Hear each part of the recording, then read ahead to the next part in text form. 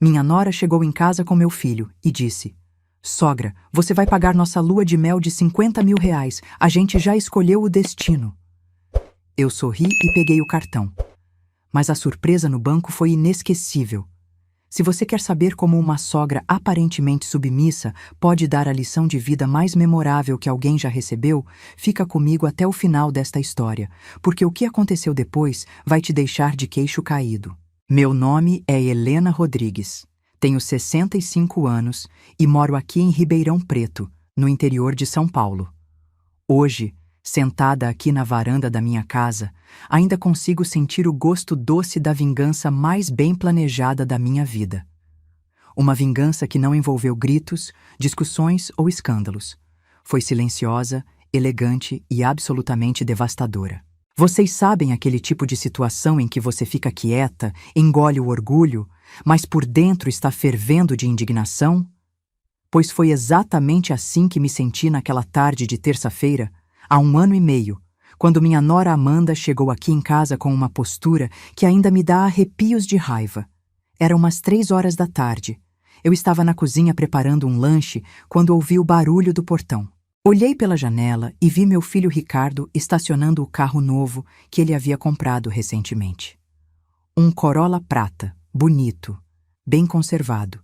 Ele desceu do carro e foi abrir a porta para a Amanda, como sempre fazia.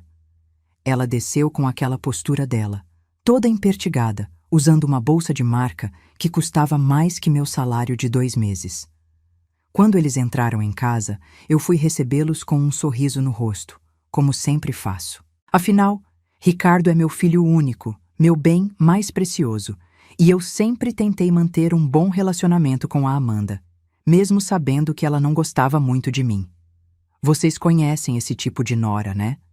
Aquela que sorri na sua cara, mas você sente que por trás daquele sorriso tem uma frieza que corta como uma lâmina. "Oi, mãe", disse o Ricardo, me dando um beijinho no rosto. Ele estava diferente naquele dia, meio nervoso, evitando olhar diretamente nos meus olhos. A Amanda veio atrás dele, com aquele sorrisinho forçado de sempre.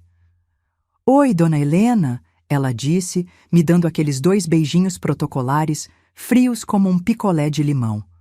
Ofereci café, perguntei se queriam comer alguma coisa, tentei ser hospitaleira como sempre sou. Mas havia algo no ar, uma tensão que eu não conseguia explicar. O Ricardo ficava mexendo no celular, a Amanda olhava para as unhas como se fosse a coisa mais interessante do mundo. Foi então que ela largou a bomba. "Ah, dona Helena, a gente veio aqui porque precisa falar com a senhora sobre uma coisa importante." Ela se acomodou melhor no sofá, cruzou as pernas e me olhou diretamente nos olhos. "A gente decidiu fazer nossa lua de mel agora no final do ano. Sabe como é? A gente casou há 2 anos, mas nunca teve oportunidade de fazer uma viagem romântica de verdade." Eu sorri e disse que achava maravilhoso, que eles mereciam. Afinal, trabalham bastante, têm direito a momentos especiais. Mas aí veio a parte que mudou tudo. Então, a gente já escolheu o destino. Vai ser Paris, França. 15 dias lá, hospedagem em hotel 5 estrelas, passeios românticos, jantares em restaurantes famosos, aquela lua de mel dos sonhos que toda mulher merece. Os olhos dela brilhavam como se ela já estivesse vendo a Torre Eiffel. "O problema é que vai custar 50 mil reais para nós 2. Eu continuei sorrindo, esperando ela chegar ao ponto. Pensei que talvez eles quisessem uma sugestão de como economizar, ou quem sabe um empréstimo pequeno para completar o valor. Mas aí, ela disse as palavras que ficaram gravadas na minha memória como ferro em brasa. "Então a gente decidiu que a senhora vai pagar essa lua de mel para nós. 50 mil reais.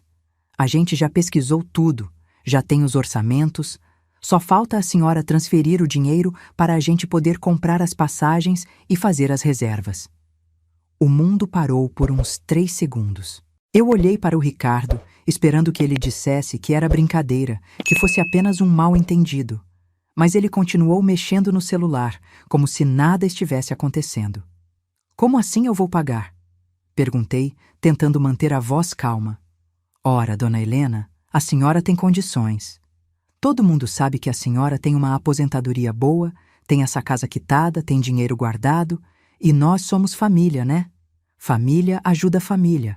Ela falou isso com a naturalidade de quem está pedindo um copo de água.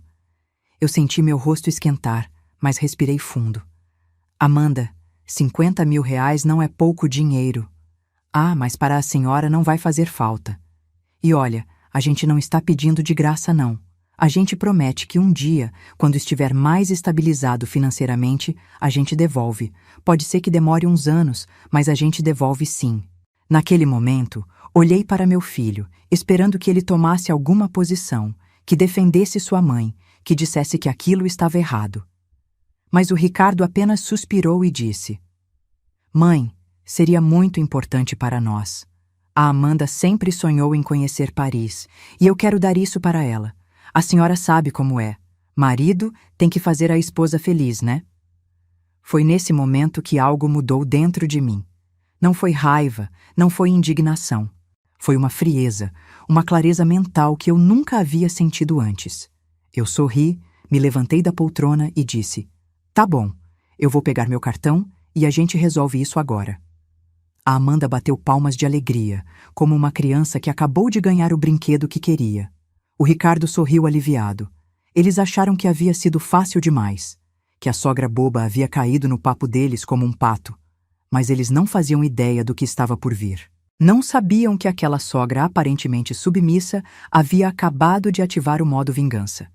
E quando uma mulher de 65 anos, que trabalhou a vida inteira para conquistar tudo que tem, resolve dar uma lição, pode ter certeza de que vai ser uma lição inesquecível. Mas antes de contar como foi que eu dei a lição da vida na Amanda, preciso que vocês entendam quem eu sou e de onde eu vim. Porque para entender a vingança, vocês precisam entender a mulher por trás dela. E eu garanto que minha história vai explicar muita coisa sobre o que aconteceu depois. Eu nasci em 1958, numa família humilde de Franca, interior de São Paulo. Meu pai, seu João, era sapateiro, trabalhava numa fábrica de calçados da cidade. Minha mãe, Dona Maria, costurava para fora para ajudar no orçamento de casa. Éramos 5 filhos, e eu era a mais velha. Nossa casa era pequena, de 3 cômodos, mas era limpa, organizada e cheia de amor. Desde pequena aprendi que na vida nada vem de graça. Com 8 anos de idade, eu já ajudava minha mãe a costurar, separando botões, organizando linhas, dobrando as roupas que ela terminava. Meus pais sempre disseram que trabalho dignifica o homem e que não importa qual seja o trabalho, desde que seja honesto, merece nosso respeito. Quando completei 14 anos, comecei a trabalhar meio período numa loja de tecidos no centro de Franca. Acordava às 5 da manhã, ajudava a preparar o café da manhã para a família, ia para a escola de manhã e trabalhava na loja à tarde. O dinheiro que eu ganhava era pouco, mas ajudava nas despesas de casa e ainda sobrava um trocadinho para eu guardar. Foi trabalhando nessa loja de tecidos que descobri meu talento para lidar com dinheiro. Eu tinha facilidade com números, conseguia calcular troco rapidamente, organizava o caixa sem nunca ter um centavo de diferença. A dona da loja, Dona Carmen, sempre dizia que eu tinha nascido para ser comerciante. Aos 18 anos, me formei no colegial e consegui uma vaga como auxiliar administrativo numa empresa de material de construção aqui em Ribeirão Preto. Foi quando saí da casa dos meus pais pela primeira vez. Aluguei um quartinho numa pensão familiar, bem modesto, mas era meu. Pela primeira vez na vida, eu estava vivendo com meu próprio dinheiro, tomando minhas próprias decisões. A sensação de independência era incrível. Foi nessa empresa que conheci o Mário, meu futuro marido. Ele era 3 anos mais velho que eu, trabalhava como vendedor, era bonito, educado e tinha um sorriso que derretia qualquer coração. Nossa paixão foi instantânea. Ele me levava para passear aos domingos, comprava flores para mim, me tratava como uma princesa. Namoramos durante 2 anos. 2 anos maravilhosos, onde aprendi o que era amar e ser amada. O Mário tinha planos grandes. Queria abrir seu próprio negócio, queria construir uma família, queria dar para mim uma vida melhor do que aquela que eu havia conhecido até então. Nos casamos em 1979. Foi um casamento simples, na igreja da minha cidade natal, com a família toda presente. Eu usava o vestido de noiva que minha mãe havia costurado especialmente para mim, com tecido que economizamos durante meses para comprar.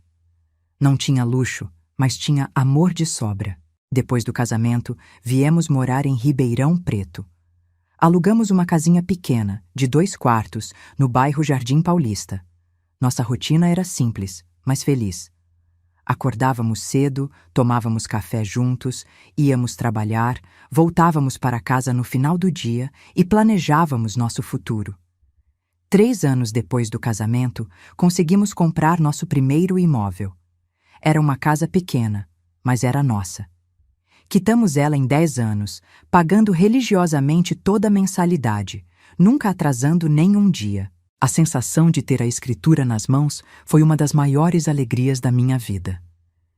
Em 1983, nasceu o Ricardo. Meu filho, minha alegria, meu orgulho maior. O parto foi difícil, complicado, e os médicos me disseram que eu não poderia ter mais filhos. Mas eu não me importei. Tinha meu Ricardo, e ele era perfeito. Mário se derreteu quando viu o filho pela primeira vez. Dizia que o menino tinha meus olhos e seu sorriso. Prometeu que daria para aquela criança tudo que ele mesmo não teve na infância.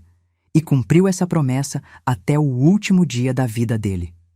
Quando o Ricardo completou 5 anos, eu saí do emprego para me dedicar completamente a ele e para ajudar Mário na loja de material elétrico que ele havia conseguido abrir.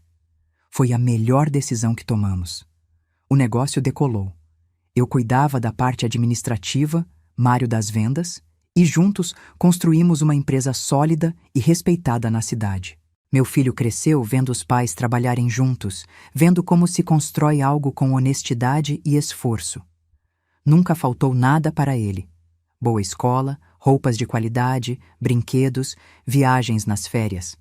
Mas sempre ensinamos que tudo aquilo era fruto do nosso trabalho, que nada havia caído do céu. Ricardo era um menino inteligente, carinhoso, obediente, tirava notas boas na escola, respeitava os professores, era educado com todo mundo. Mário e eu nos olhávamos cheios de orgulho, sabendo que estávamos criando um homem de bem. Quando Ricardo completou 15 anos, aconteceu a tragédia que mudou nossa vida para sempre. Mário sofreu um infarto fulminante. Foi numa segunda-feira de manhã, na loja. Ele estava atendendo um cliente quando simplesmente desabou. Chegou no hospital já sem vida. O mundo desabou sobre mim e meu filho. Em um dia, perdemos não apenas o marido e pai, mas também nosso parceiro de vida e negócios. Ricardo, que era um adolescente alegre e extrovertido, se fechou completamente. Mas a vida não para por causa da dor. Eu tinha uma loja para tocar, um filho para criar, contas para pagar. Então, tomei a decisão mais difícil da minha vida, assumir sozinha a loja de material elétrico. Trabalhava de segunda a sábado, das 7 da manhã às 7 da noite. Foi difícil, muito difícil. Teve noite que chorei de cansaço, de saudade, de medo de não conseguir. Mas toda vez que olhava para meu filho, encontrava forças para continuar. Ele era minha motivação, minha razão de viver. Devagar, a loja foi se estabilizando sob minha administração. Os clientes que conheciam o Mário confiaram em mim, continuaram comprando conosco. O negócio não apenas sobreviveu como prosperou. Em 5 anos, consegui expandir para um ponto comercial maior e contratar mais 2 funcionários. Ricardo terminou o ensino médio com excelentes notas. Prestou vestibular para administração de empresas numa universidade particular da cidade. Durante a faculdade, ele começou a trabalhar comigo na loja, aprendendo o negócio desde a base. Era inteligente, tinha facilidade para lidar com os clientes. Quando Ricardo se formou, aos 23 anos, fizemos uma festa linda para comemorar. Naquela noite, depois que todos foram embora, nós 2 sentamos na varanda de casa e ele me disse: "Mãe, obrigado por nunca ter desistido. Prometo que vou fazer a senhora se orgulhar ainda mais de mim." Foram as palavras mais doces que já ouvi na minha vida. Aos 30 anos, Ricardo assumiu oficialmente a administração da loja. O negócio cresceu ainda mais sob sua gestão. Abrimos uma segunda loja, aumentamos significativamente o faturamento. Eu me aposentei aos 60 anos, mas continuei acompanhando de perto o movimento da empresa.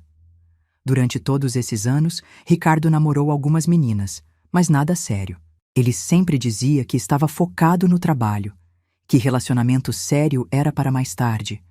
Eu respeitava a decisão dele, mas no fundo ansiava pelo dia em que ele encontraria uma companheira, me daria netos. Foi aos 32 anos que ele conheceu a Amanda. E aí, minha vida tranquila começou a virar de cabeça para baixo de uma forma que eu jamais imaginei. A Amanda entrou na vida do meu filho como um furacão. E quando digo furacão, não é exagero, não. Ela chegou causando, mudando tudo, mexendo com a paz da nossa família, de uma forma que ainda me dá arrepios só de lembrar. Ricardo conheceu ela num evento de networking empresarial aqui em Ribeirão Preto. Ele chegou em casa naquela noite com um brilho no olhar que eu não via há anos. "Mãe, conheci uma mulher incrível hoje", ele disse, sentando na mesa da cozinha onde eu estava tomando meu chá da noite. Amanda Cristina. Ela é formada em marketing, trabalha numa agência de publicidade, é inteligente, bonita, bem-sucedida. Eu sorri, feliz por ver meu filho animado. "Conta mais dela, filho. Como ela é?" "Ah, mãe, ela é diferente de todas as mulheres que já conheci. Elegante, sofisticada, tem classe. Usava um vestido azul marinho, sapato de salto, bolsa de marca. Conversa bem, entende de negócios, tem opinião própria sobre tudo. E o melhor de tudo, ela tem 28 anos, idade perfeita para constituir família." Já naquele primeiro dia, uma coisa me chamou a atenção. Ele falou mais sobre as roupas de marca, sobre a elegância, do que sobre o caráter dela, sobre os valores, sobre o que realmente importa numa pessoa. Mas eu pensei que fosse apenas o encantamento do primeiro encontro. Eles começaram a namorar em outubro de 2020. Logo nas primeiras semanas, Ricardo estava completamente apaixonado. Chegava em casa falando dela, mostrando fotos, planejando encontros especiais. A primeira vez que Amanda veio em casa foi num domingo de novembro. Eu preparei um almoço especial: frango assado, arroz, feijão tropeiro, farofa, salada. Sobremesa, fiz um pudim de leite condensado, que era a especialidade da casa. Ela chegou às 11h30 da manhã, impecável como sempre. Usava uma blusa de seda bege, calça preta social, sapato de salto médio, uma bolsa pequena que eu sabia que custava uma fortuna. Estava bonita, arrumada, mas havia algo no olhar dela que me incomodou desde o primeiro segundo. "Dona Helena, muito prazer", ela disse, me dando aqueles 2 beijinhos protocolares. "O Ricardo fala tanto da senhora. Que casa linda vocês têm." Enquanto ela dizia isso, os olhos dela percorriam a sala, analisando cada detalhe. Via ela reparando nos móveis, na televisão, no aparelho de som, na decoração. Não estava admirando, estava avaliando, calculando valores. Durante o almoço, ela elogiou a comida, fez comentários educados sobre a casa, perguntou sobre a loja. Mas tinha algo forçado naquilo tudo, como se ela estivesse representando um papel. "Dona Helena, o Ricardo me contou que a senhora tocou a empresa sozinha depois que perdeu o marido. Que mulher forte, né? E conseguiu construir um patrimônio e tanto. Essa casa é linda, bem localizada. Deve valer uns 500 mil reais no mercado atual, né?" A pergunta me pegou de surpresa. Quem pergunta o valor da casa da sogra no primeiro almoço? Mas respondi educadamente que nunca havia pensado em vender. "E a loja? Deve dar um retorno bem interessante. O segmento de material elétrico está sempre aquecido." Ricardo começou a falar sobre o faturamento da empresa, sobre os planos de expansão. Amanda ouvia tudo com muito interesse, fazendo perguntas específicas sobre lucro, margem, número de funcionários. Eu achei estranho tanto interesse nos números do nosso negócio logo no primeiro encontro, mas o Ricardo estava tão feliz que eu não quis interromper. Depois do almoço, ela pediu para conhecer a casa.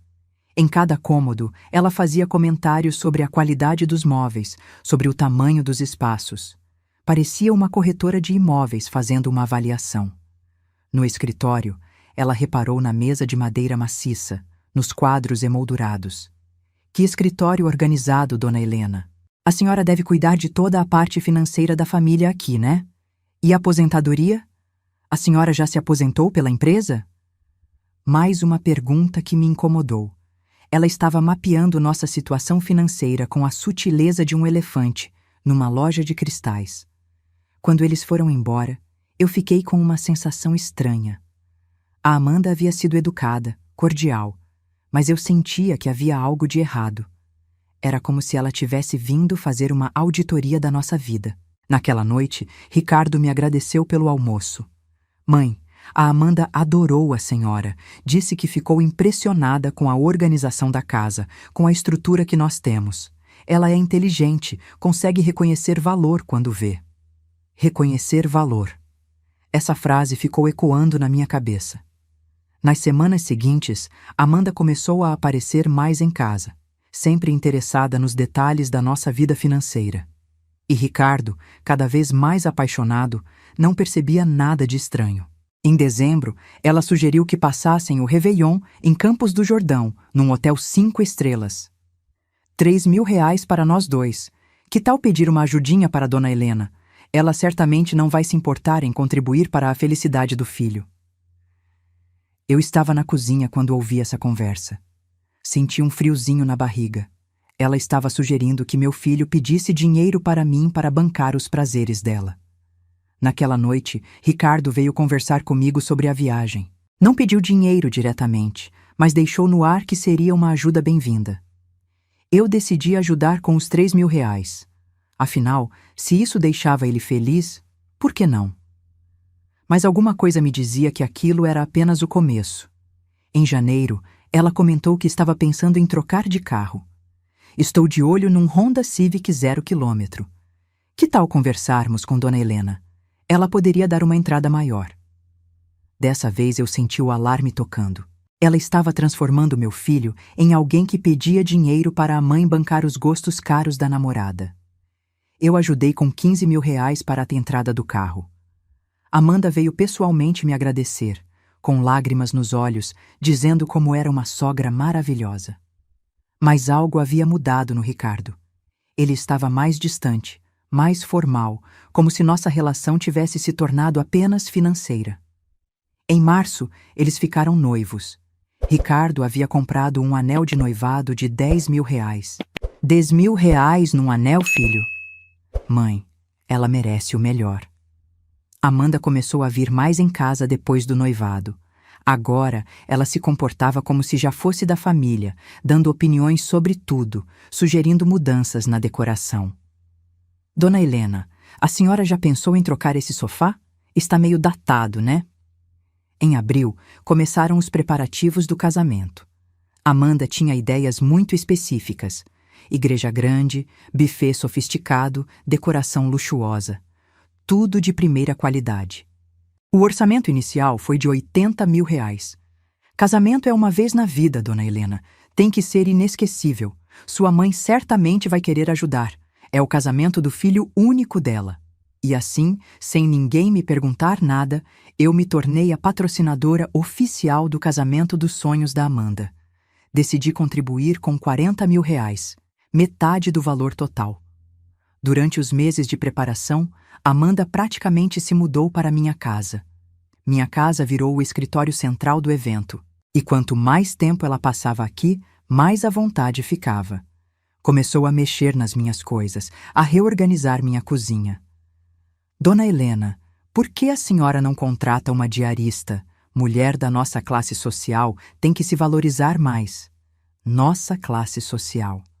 Como se ela já fizesse parte da família há décadas. O casamento foi lindo. Mas durante a festa, eu percebi que meus R$ 40.000 haviam se transformado na vitrine social da Amanda. Depois do casamento, eles foram morar num apartamento financiado. Foi aí que começaram os pedidos regulares, sempre com justificativa plausível, sempre como investimentos no futuro do casal.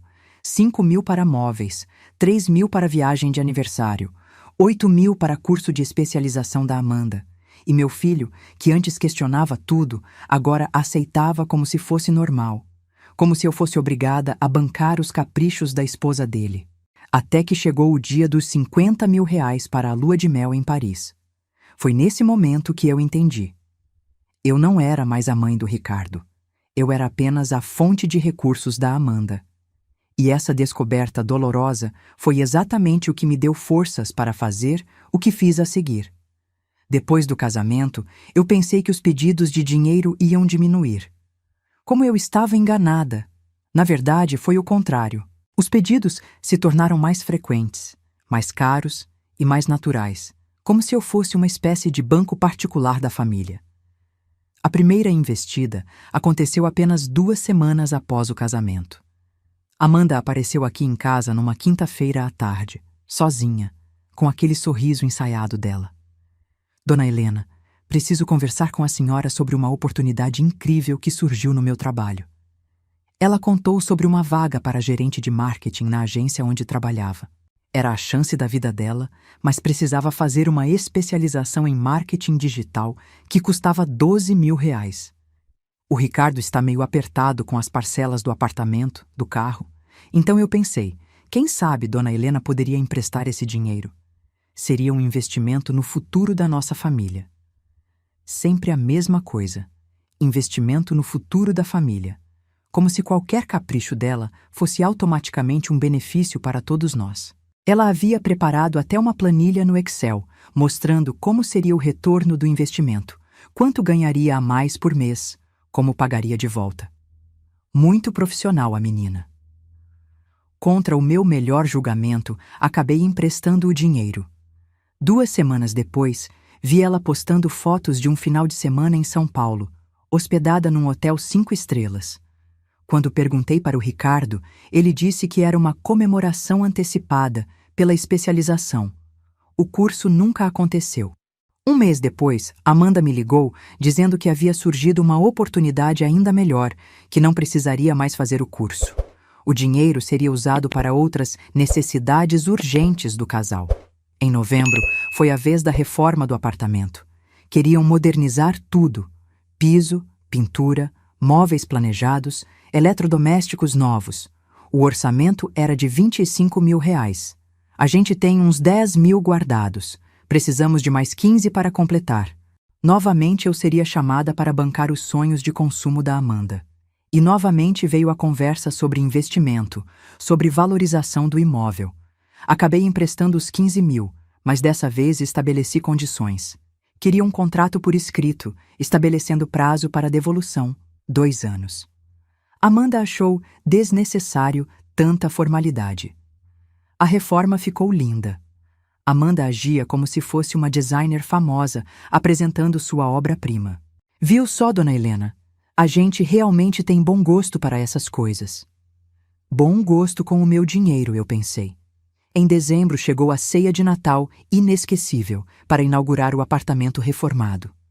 Estou pensando em contratar um buffet, decoração temática, até um Papai Noel. O orçamento? 8 mil reais. Amanda, 8 mil reais para uma ceia? Ah, Dona Helena, não é só uma ceia, é um evento. Minha família é muito exigente. Eles estão acostumados com um padrão bem alto.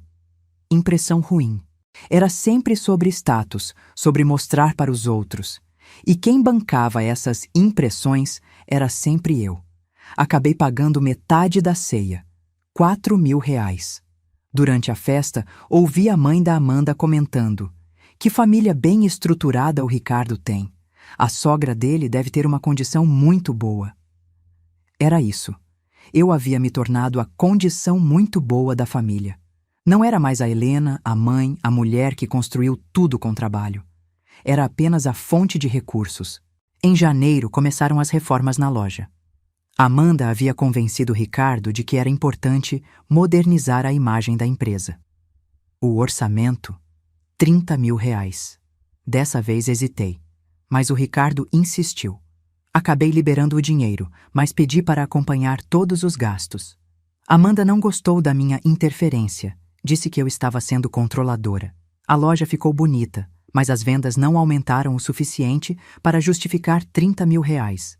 Era mais status do que necessidade. Em março, Amanda descobriu que precisava de um carro melhor. O Honda Civic estava pequeno demais para suas responsabilidades. Estou de olho numa Hilux 0 km, 120 mil reais. Só precisamos de 50 mil para fechar o negócio. Dessa vez, eu disse não. Firmemente, claramente, sem rodeios. A reação dela foi de quem havia levado um tapa na cara. Mas, dona Helena, a senhora sempre ajudou a gente. Amanda, sempre ajudei quando era necessário. Uma caminhonete de 120 mil não é necessidade. É luxo. 2 horas depois, Ricardo me ligou tentando convencer. Mantive minha posição. E sabem o que aconteceu? Miraculosamente, eles conseguiram financiar a caminhonete sem minha ajuda. Mas Amanda não esqueceu minha negativa. A partir daquele dia, nossa relação mudou. Continuava educada, mas havia uma frieza nova. Em maio, ela veio com a ideia de montar uma clínica de estética. Investimento inicial, 80 mil reais. Eu entraria como sócia investidora. Ela tocaria o negócio. Não tenho interesse em investir em clínica de estética. A clínica nunca saiu do papel. Aparentemente, sem meu dinheiro, o projeto não era tão viável assim. Em julho, foi o intercâmbio no Canadá. 3 meses em Toronto, custo total, 40 mil reais. Imagina como vai ser bom para minha carreira voltar fluente em inglês. Não vou bancar intercâmbio de 40 mil reais. O intercâmbio também nunca aconteceu. Aprender inglês só era importante se fosse com meu dinheiro. Em agosto, ela tentou a cartada da família. A mãe dela precisava de uma cirurgia urgente. 15 mil reais. Quando investiguei, descobri que era uma lipoaspiração estética. Foi nesse momento que entendi. Amanda era uma mentirosa profissional. Mentia com a facilidade que respirava, inventava histórias convincentes para conseguir o que queria. Em setembro, teve a história do investimento em Bitcoin. Uma oportunidade única de ganhar 300% em 6 meses. 20 mil de investimento. 1 mês depois, descobri que o consultor havia sumido com o dinheiro de várias pessoas. Amanda nunca mais tocou no assunto. Era sempre assim. Projetos mirabolantes, oportunidades únicas. Mas quando eu dizia não, ela partia para o próximo plano. Durante esse período, percebi como o Ricardo estava mudando. Ele sabia que os pedidos eram exagerados, mas sempre arranjava justificativa, sempre me pressionava para ceder. Mãe, a Amanda só quer o melhor para nossa família. Por que a senhora está sendo tão difícil? Difícil. Eu estava sendo difícil por não querer bancar todos os caprichos da nora interesseira. Em outubro, chegamos ao ápice. A exigência dos 50 mil reais para a lua de mel em Paris. Dessa vez, algo era diferente. Não era mais um pedido, era uma ordem. Não era mais, será que a senhora poderia ajudar? Era, a senhora vai pagar.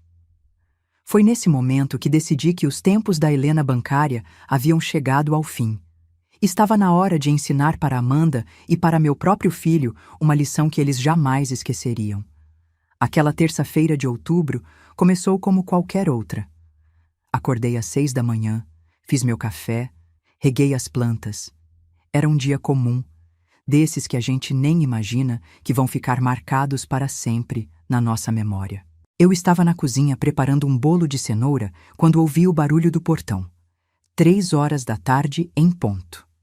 Vi o Ricardo estacionando a Hilux que eles haviam conseguido comprar sem minha ajuda. Interessante como certas coisas se tornavam possíveis quando eu dizia não. A primeira coisa que me chamou a atenção foi a postura dos dois. Ricardo desceu do carro nervoso, como quem estava se preparando para uma tarefa desagradável. Amanda estava diferente. Não era mais aquela elegância calculada de sempre. Era algo mais arrogante, como se estivesse vindo cobrar uma dívida. Ela usava um vestido vermelho justo, sapato de salto alto, uma bolsa da Prada que custava mais de 3 mil reais. Estava produzida como se fosse para um evento importante. Mais tarde, eu entenderia por quê. Quando entraram em casa, senti imediatamente que algo estava diferente. Ricardo me deu aquele beijinho protocolar, mas evitou olhar nos meus olhos. Amanda nem disfarçou. Me cumprimentou friamente e se dirigiu para a sala como se fosse a dona da casa. Podem se sentar, disse ela, como se estivesse dando ordem na minha própria sala. Precisamos conversar sobre uma coisa importante. Eu ainda estava processando a audácia daquela frase quando Ricardo se acomodou no sofá com cara de quem preferia estar em qualquer outro lugar. Amanda se sentou na poltrona que sempre foi minha, cruzou as pernas e me olhou com uma expressão que eu jamais havia visto. Dona Helena, sente aí no sofá que é melhor para conversarmos. Vocês conseguem imaginar? Ela estava me dando ordem para sentar no meu próprio sofá, na minha própria casa. Mas resolvi ver até onde aquilo ia chegar. Como a senhora sabe, o Ricardo e eu estamos casados há 2 anos, mas nunca tivemos oportunidade de fazer uma lua de mel de verdade. Ela falava com uma autoridade que me deixou chocada.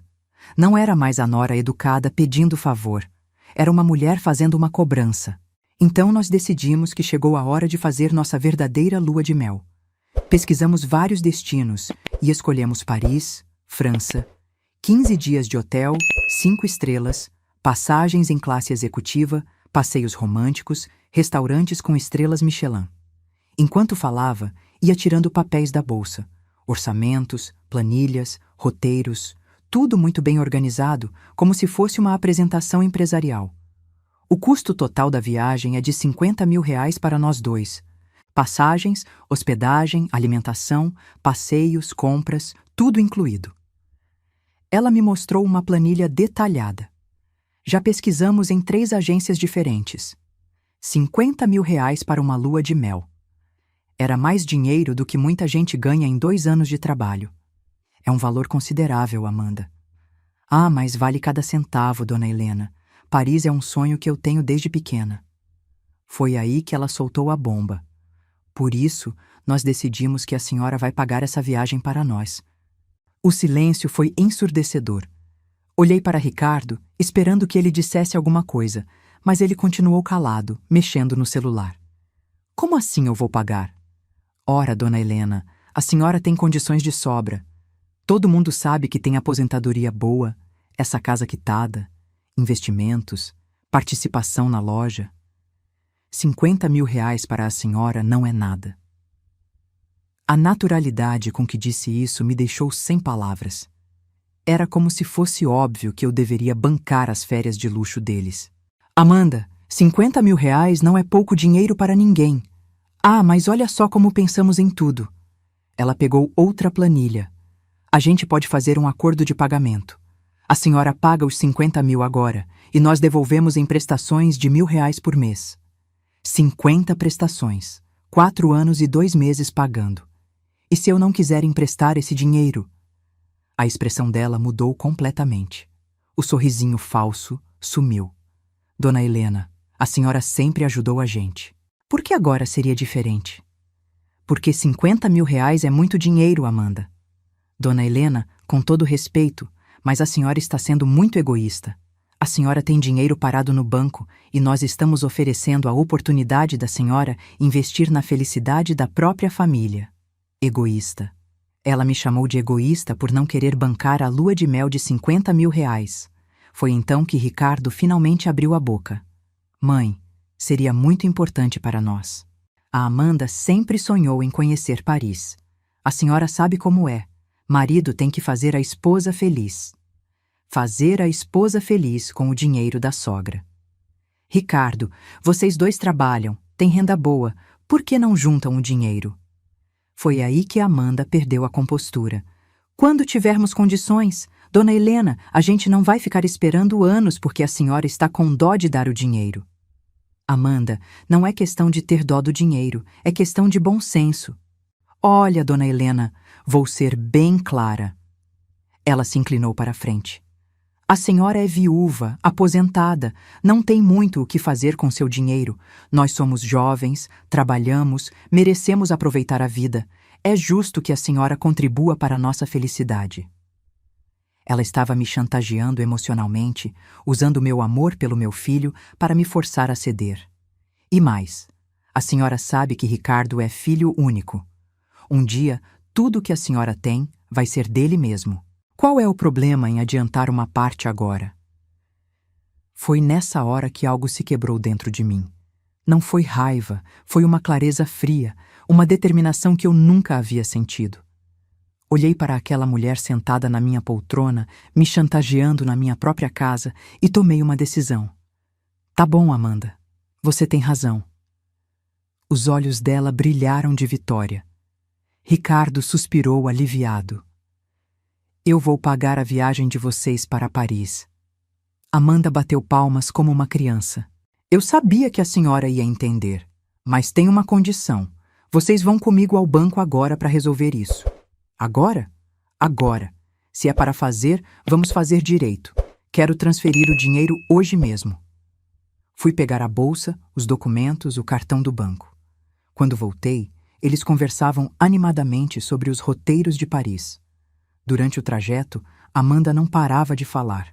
Estava eufórica, planejando cada dia da viagem. Ricardo dirigia sorrindo, acreditando que havia convencido a mãe bobona a bancar mais um capricho da esposa interesseira. Chegamos ao banco às 4h30. Caminhamos até a porta e foi ali que eu parei. Antes de entrarmos, quero deixar uma coisa bem clara. Depois que eu fizer essa transferência, eu não quero mais ouvir falar em pedidos de dinheiro. Essa é a última vez que vocês vão contar com minha ajuda financeira. Claro, dona Helena, óbvio, respondeu Amanda, ansiosa para entrar. Ótimo, então vamos entrar. E foi assim que entramos no banco, os três juntos, para o que Amanda achava que seria mais uma vitória dela sobre a sogra bancária. Mas o que ela não sabia é que estava prestes a aprender uma lição que jamais esqueceria na vida. O que ela não imaginava é que eu havia passado os últimos 2 anos esperando exatamente esse momento. E a surpresa que a esperava lá dentro ia ser muito mais impactante do que qualquer viagem para Paris. Vocês acham que eu sou boba? Que depois de 2 anos sendo usada como caixa eletrônico particular da Amanda, eu não havia percebido o padrão? Pois deixem eu contar o que realmente aconteceu naquele banco. E como uma mulher de 65 anos pode dar a lição mais elegante e devastadora que alguém já viu. A verdade é que eu sabia que esse dia ia chegar. Não sabia quando, mas sabia que uma hora Amanda ia exagerar na dose, ia cruzar uma linha que não deveria ser cruzada. E quando esse momento chegasse, eu estaria pronta. Há 2 anos, logo depois daquela ceia de Natal que custou R$ 8.000, comecei a suspeitar que os pedidos não eram casuais. Havia um padrão, uma escalada, uma estratégia. Foi então que tomei uma decisão que mudaria tudo. Comecei a me preparar para dar o troco. A primeira coisa que fiz foi procurar um advogado, Dr. Maurício Silveira, um profissional competente que já havia me ajudado antes. Expliquei toda a situação, os pedidos constantes, os valores crescentes, como Amanda manipulava as situações. Dona Helena, a senhora precisa documentar tudo, cada empréstimo, cada pedido, cada justificativa. E, principalmente, precisa pensar em formas legais de proteger seu patrimônio. Nos 2 anos seguintes, documentei meticulosamente cada pedido de dinheiro. Guardei conversas por WhatsApp, gravei algumas ligações quando me pressionavam, anotei datas, valores, justificativas. Criei um arquivo completo da exploração financeira que estava sofrendo. Mas documentar não era suficiente. Foi aí que Dr. Maurício me sugeriu algo genial. Que tal a senhora criar uma fundação beneficente? Pode destinar parte do seu patrimônio para ajudar pessoas carentes, e isso ainda protege seus bens de pessoas interesseiras. A ideia me fascinou. Em março do ano passado, criei oficialmente a Fundação Helena Rodrigues de Apoio à Mulher. Destinei R$ 300 mil do meu patrimônio para o projeto. Não era todo o meu dinheiro, mas era uma quantia significativa que ficaria blindada contra qualquer exploração. A fundação começou pequena, ajudando 5 famílias por mês. Pagávamos cestas básicas, medicamentos, material escolar. Víamos resultados concretos, vidas sendo transformadas com dinheiro que antes ia parar nos caprichos da Amanda. Mas eu sabia que precisava de algo mais direto, mais impactante. Em julho deste ano, abri uma segunda conta e transferi exatos 50 mil reais. Não era coincidência esse valor. Eu tinha certeza de que uma hora Amanda ia exagerar e pedir uma quantia absurda. Mas os 50 mil não ficaram parados. Procurei a assistente social da prefeitura, Carla, e expliquei que tinha uma quantia para doar. Juntas, selecionamos 20 famílias em situação crítica. Cada uma receberia R$ 2.500 para resolver emergências urgentes. Organizei tudo nos mínimos detalhes. As famílias foram cadastradas, o dinheiro separado. Ficava tudo numa pasta na minha mesa, esperando o momento certo. E então chegou aquela terça-feira de outubro, quando Amanda finalmente cruzou todas as linhas. Quando entramos no banco, Amanda estava eufórica. Mal conseguia conter a ansiedade de ver os 50 mil sendo transferidos para sua conta. Ricardo caminhava sorrindo, achando que havia convencido a mãe bobona mais uma vez. Chegamos ao caixa e pedi para falar com o gerente, Sr. Roberto, que me conhecia há mais de 10 anos. Sr. Roberto, preciso fazer uma transferência de 50 mil reais da minha conta poupança. Os olhos da Amanda brilharam. Ela se aproximou do balcão, quase babando de ansiedade. Para qual conta a senhora quer transferir? Foi aí que olhei diretamente nos olhos da Amanda. Quero transferir 50 mil reais para a conta da Fundação Helena Rodrigues de Apoio à Mulher.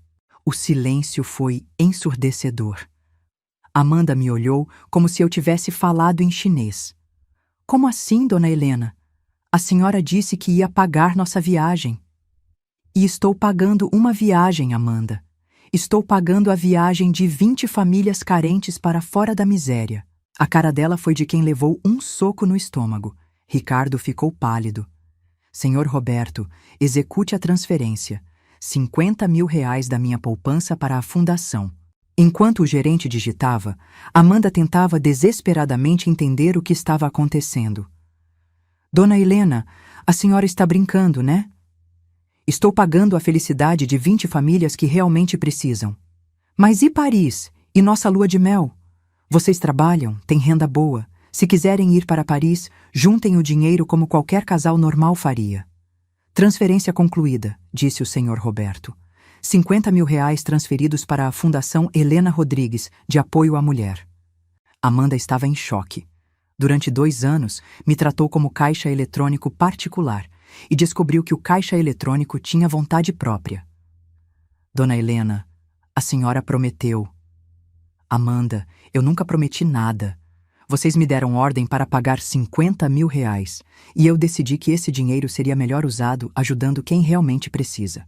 Foi então que ela explodiu. A senhora é uma velha maldosa, fez isso de propósito para nos humilhar. Amanda, a única pessoa que se humilhou foi você.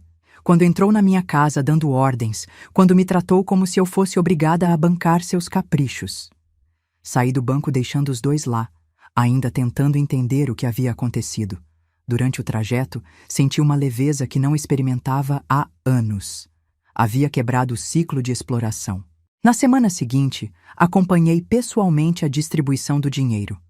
Ver o rosto das mães quando recebiam os 2.500 reais, ver as lágrimas de gratidão, foi muito mais gratificante do que qualquer obrigado forçado da Amanda. Uma das mulheres, Milena, chorou quando recebeu o dinheiro. Estava desempregada há 8 meses. Tinha 3 filhos pequenos. Que Deus abençoe a senhora, dona Helena.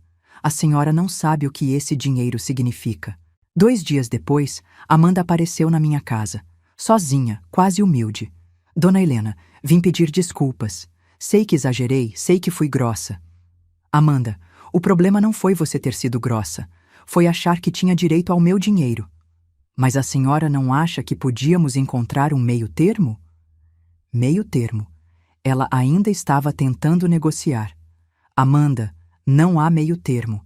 Aqueles 50 mil ajudaram 20 famílias a resolver problemas reais. Isso é muito mais importante do que bancar uma viagem de luxo. Ricardo demorou 3 semanas para vir conversar. Foi uma conversa longa, difícil, mas necessária. No final, meu filho entendeu que havia cruzado linhas que não deveria ter cruzado. E o mais interessante? 3 meses depois, eles conseguiram juntar dinheiro e fazer uma viagem para o Nordeste. Não foi Paris, mas foi uma lua de mel bonita, paga com o próprio dinheiro. Descobriram que era possível viajar e ser feliz sem precisar da sogra bancária. Que conceito revolucionário, não é mesmo? Se vocês acham que a história terminou ali no banco, estão muito enganados. A cena do banco foi apenas o começo de uma mudança completa na dinâmica da nossa família. Porque quando você quebra um padrão que existia há anos, as consequências se espalham como ondas num lago. Nos primeiros dias depois da transferência para a fundação, a casa ficou num silêncio estranho. Amanda não apareceu, Ricardo mal me ligava, e eu confesso que estava me sentindo um pouco sozinha. Por um momento, cheguei a questionar se havia feito a coisa certa. Mas aí eu lembrava do rosto das mulheres que haviam recebido a ajuda e sabia que minha decisão estava correta. A primeira reação real veio 3 semanas depois. Era um domingo de manhã, eu estava tomando café na varanda quando ouvi o barulho do portão. Vi a Amanda descendo da Hilux como um furacão. Ela vinha sozinha, sem o Ricardo, e pela postura dela eu sabia que vinha para a briga. Ela bateu na porta como se fosse a Polícia Federal. Abri e lá estava ela, com uma cara que eu nunca havia visto antes. Não era mais a Amanda elegante e calculista de sempre. Era uma mulher desesperada, descontrolada. Dona Helena, a senhora precisa desfazer essa loucura agora. Nem bom dia, nem com licença. Entrou na minha casa como se fosse a dona e foi direto ao ataque. Que loucura, Amanda! Essa história de fundação, a senhora tem que cancelar essa transferência e devolver nosso dinheiro. Nosso dinheiro. 50 mil reais que eu nunca havia prometido se tornaram nosso dinheiro. Amanda, o dinheiro já foi usado para ajudar 20 famílias. Não há como voltar atrás. Então que a senhora tire de outro lugar. A senhora tem muito mais dinheiro guardado, todo mundo sabe disso. Era impressionante como ela falava sobre meu patrimônio, como se tivesse direito de cobrar transparência total das minhas finanças. Amanda, senta aí que a gente precisa ter uma conversa séria. Ela se jogou no sofá com uma postura de quem estava pronta para uma guerra. A conversa que nós vamos ter é bem simples, Dona Helena. A senhora vai arrumar 50 mil reais de outro lugar e transferir para a nossa conta. Pronto, acabou. A audácia dessa mulher não tinha limites. Mesmo depois de ter sido humilhada no banco, ela ainda achava que podia me dar ordens. Amanda, isso não vai acontecer, nem hoje, nem nunca. Vai sim, porque a senhora sabe que se não fizer isso, eu vou contar para todo mundo que tipo de sogra a senhora é. Ameaças. Agora ela estava me ameaçando. Que tipo de sogra eu sou, Amanda? Uma sogra egoísta, mesquinha, que prefere dar dinheiro para estranhos do que para a própria família. Egoísta, mesquinha, por ter usado meu próprio dinheiro para ajudar pessoas necessitadas em vez de bancar uma viagem de luxo. Amanda, você tem alguma ideia do ridículo que você está falando? Ridículo é uma velha rica que se faz de coitada e deixa o filho dela sem poder fazer uma viagem de lua de mel decente. Velha rica. Interessante como naquele momento eu deixei de ser Dona Helena e virei velha rica. A discussão continuou por mais 1 hora. Amanda alternava entre ameaças, chantagem emocional, lágrimas falsas e ataques diretos ao meu caráter. Mas eu estava firme. Quando ela percebeu que não conseguiria me dobrar, partiu para o ataque final. Está bem, Dona Helena. A senhora quer guerra? Então vai ter guerra. Eu vou contar para todo mundo que tipo de pessoa a senhora é. Fique à vontade, Amanda. Conte para quem quiser que eu usei 50 mil reais para ajudar 20 famílias carentes. Vamos ver quem vai ficar mal nessa história. Ela saiu da minha casa batendo a porta com tanta força que achei que ia quebrar o vidro. 2 horas depois, meu celular tocou. Era o Ricardo. Mãe, a Amanda chegou em casa chorando, dizendo que a senhora foi horrível com ela. Ricardo, sua esposa invadiu minha casa, me xingou, me ameaçou e me deu ordens sobre como gastar meu dinheiro. Mãe, a senhora não acha que está exagerando? Ela só estava chateada. Meu próprio filho estava defendendo uma mulher que havia me desrespeitado na minha própria casa. Ricardo, vem aqui em casa. Nós precisamos conversar. Uma hora depois, ele estava na minha sala. Mas não era mais o Ricardo carinhoso de sempre. Estava visivelmente contrariado, quase hostil. Mãe, a senhora precisa entender que machucou muito a Amanda. Ricardo, a única coisa que machucou a Amanda foi descobrir que não pode me dar ordens. Mas mãe, a senhora sempre ajudou a gente antes. Ajudei quando era necessário, quando fazia sentido. 50 mil reais para uma viagem não é necessidade, é ostentação. E daí se é ostentação? A senhora tem dinheiro para isso. Ricardo, ter dinheiro não me obriga a bancar os caprichos da sua esposa. Mãe, durante 2 anos eu banquei os luxos de vocês achando que estava ajudando. Foram mais de 100 mil reais. E em todo esse tempo, quantas vezes vocês me agradeceram de verdade? Quantas vezes se preocuparam se eu estava bem?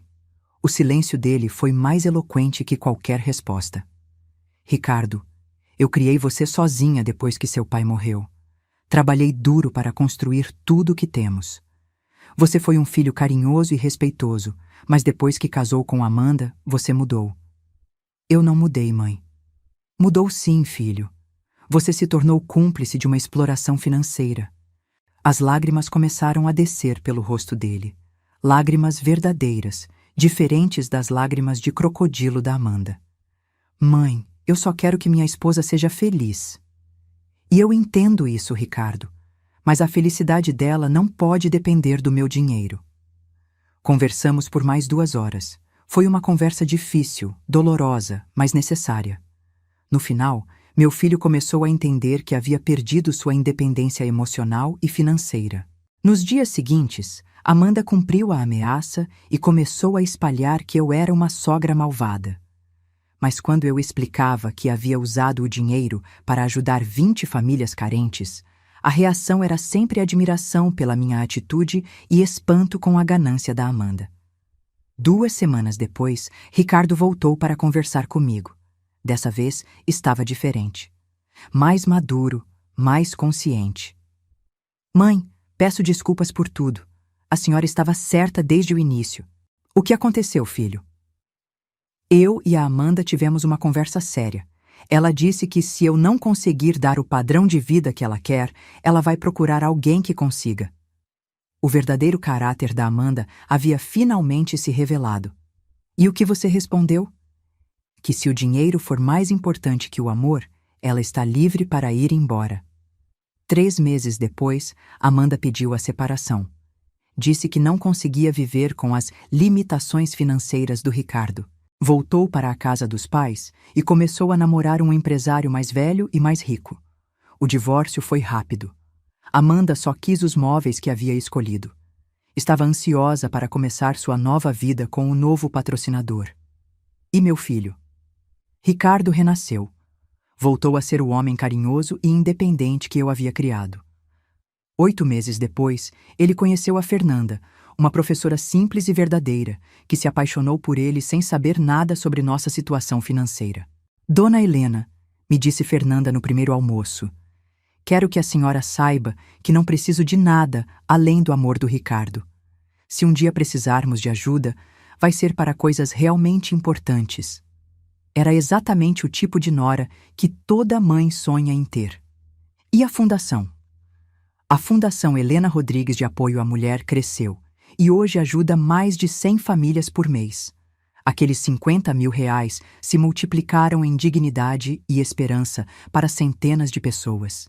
Às vezes, quando estou organizando os relatórios da Fundação, penso na Amanda e agradeço a ela. Porque foi graças à ganância excessiva dela que eu descobri meu verdadeiro propósito: ajudar quem realmente precisa. E essa descoberta valeu muito mais que qualquer obrigado forçado que eu poderia ter recebido por bancar mais um capricho dela. Hoje, 1 ano e meio depois daquela terça-feira que mudou tudo, posso dizer com certeza que foi a melhor decisão da minha vida.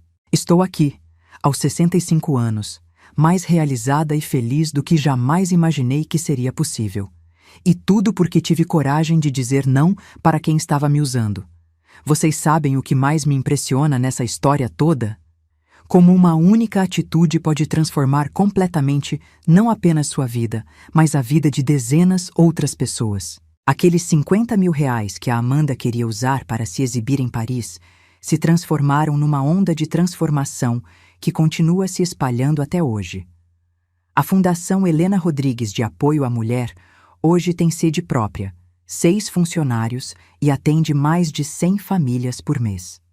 Temos projetos de alfabetização para mulheres adultas, curso de capacitação profissional, microcrédito para empreendedoras e um programa de apoio psicológico para mulheres que sofreram violência doméstica. Semana passada, uma das primeiras beneficiadas da fundação, a Milena que mencionei antes, veio me visitar.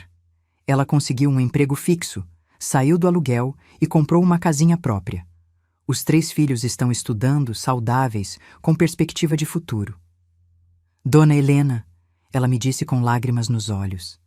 Aqueles R$ 2.500 não mudaram só minha vida financeira. Mudaram minha autoestima, minha esperança, minha fé na humanidade. A senhora me mostrou que ainda existem pessoas boas no mundo. E sabe o que é mais emocionante? Hoje, ela é voluntária da Fundação, ajudando outras mulheres que passam pelas mesmas dificuldades que ela passou. O ciclo de generosidade se multiplica infinitamente. Meu filho Ricardo está irreconhecível, no melhor sentido possível. Voltou a ser aquele homem trabalhador, íntegro e carinhoso que eu criei. A separação da Amanda foi o melhor presente que ele poderia ter ganhado, embora tenha demorado para perceber isso. Ele e a Fernanda estão noivos. Vão casar no ano que vem, numa cerimônia simples, bonita, paga com o dinheiro que eles estão juntando trabalhando. E sabem o que ela me disse quando soube da história da fundação? Dona Helena, quero que nossa festa de casamento seja aqui na sede da fundação. Quero que as mulheres que a senhora ajuda vejam que é possível ser feliz sem ostentação, que o verdadeiro amor não precisa de luxo para florescer. Isso é uma nora de verdade. Uma mulher que entende valores, que respeita a família, que quer somar em vez de apenas tirar proveito. E a Amanda? Bem, a vida se encarregou de ensinar para ela algumas lições que eu nunca conseguiria ensinar. O empresário rico com quem ela estava namorando a largou depois de alguns meses, quando percebeu o tipo de pessoa que ela era. Hoje, ela está solteira, morando com os pais, trabalhando num emprego que paga muito menos do que ela achava que merecia. Descobriu que beleza e manipulação têm prazo de validade, mas caráter é para sempre. Mas sabe o que me deixa mais orgulhosa? Não é o fato de ter dado uma lição na Amanda. É o fato de ter descoberto, aos 65 anos, que minha vida ainda tinha muito propósito pela frente. Durante décadas, eu vivi para meu marido, depois vivi para meu filho, sempre colocando as necessidades dos outros na frente das minhas, sempre priorizando a felicidade alheia. E quando os outros começaram a se aproveitar disso, eu quase perdi minha identidade. Hoje, eu vivo para mim também. E descobri que quando você vive para você, consegue ajudar muito mais pessoas de forma genuína e efetiva. Agora, se você está ouvindo essa história e se reconhecendo nela, se você tem uma Amanda na sua vida, seja ela nora, genro, filho, filha, irmão, ou qualquer pessoa que está se aproveitando da sua generosidade, quero deixar alguns conselhos que podem mudar sua vida. Primeiro, generosidade não é obrigação. Você pode ser uma pessoa boa, carinhosa e generosa, sem ser um capacho financeiro dos outros. Dizer não para quem está se aproveitando de você não faz de você uma pessoa ruim. Segundo, respeito não é opcional. Se alguém não te respeita, não merece sua ajuda. Não importa se é família, não importa se você tem condições de ajudar, respeito vem primeiro. Terceiro, suas conquistas não pertencem aos outros. O dinheiro que você trabalhou para ganhar, a casa que você lutou para comprar, os bens que você construiu ao longo da vida são seus. Ninguém tem direito automático a eles só por ser da família. Quarto, ensine as pessoas a pescar, não dê o peixe pronto. Quando você resolve todos os problemas financeiros dos outros, você os ensina a serem dependentes, não independentes. Quinto, sua paz de espírito vale mais que a aprovação dos outros. É melhor ser chamada de egoísta por quem quer se aproveitar de você do que ser explorada por quem deveria te amar. E por último, mas mais importante, nunca é tarde para mudar. Eu tinha 63 anos quando tomei a decisão de parar de ser explorada. Se eu consegui, você também consegue, não importa a sua idade. Se você está numa situação parecida com a minha, documente tudo. Guarde conversas, anote pedidos, registre valores, procure ajuda legal se necessário. E, principalmente, não tenha medo de decepcionar pessoas que só se aproximam de você quando precisam de alguma coisa. A vida é muito curta para ser vivida bancando os caprichos dos outros. Use seu dinheiro, seu tempo e sua energia com quem realmente merece. Pessoas que te amam pelo que você é, não pelo que você pode dar. E se você decidir seguir meu exemplo e usar seu dinheiro para ajudar quem realmente precisa, você vai descobrir uma satisfação que nunca sentiu antes. Ver a gratidão genuína de quem está passando necessidade é muito mais gratificante que qualquer obrigado forçado de quem quer luxo às suas custas. Hoje, quando deito minha cabeça no travesseiro, durmo com a consciência tranquila. Sei que meu dinheiro está fazendo a diferença na vida de pessoas que realmente precisam. Sei que meu filho aprendeu a ser um homem independente. Sei que não estou sendo usada por ninguém. E, principalmente, sei que ainda tenho muitos anos pela frente para continuar fazendo a diferença no mundo. Se essa história tocou seu coração, se você reconheceu sua própria situação aqui, deixa um like no vídeo para me mostrar que não estou sozinha nessa luta. Se inscreve no canal para receber mais histórias de superação como essa. E me conta nos comentários. Você já passou por uma situação parecida? Como você reagiu? O que faria diferente se pudesse voltar no tempo? Sua história pode inspirar outras pessoas que estão passando pela mesma situação. Às vezes, tudo o que alguém precisa é saber que não está sozinho, que outras pessoas já enfrentaram o mesmo problema e conseguiram superar. Lembre-se sempre, você merece respeito, você merece ser valorizada pelo que é, não pelo que pode dar. E nunca, jamais, deixe ninguém te convencer de que você é obrigada a bancar a felicidade dos outros.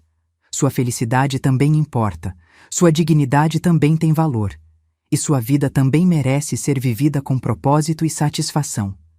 Obrigada por terem me acompanhado nessa jornada.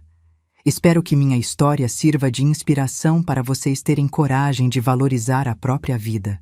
Um abraço carinhoso de quem aprendeu que às vezes a maior generosidade que você pode ter consigo mesma é saber dizer não para quem não te merece. Até a próxima.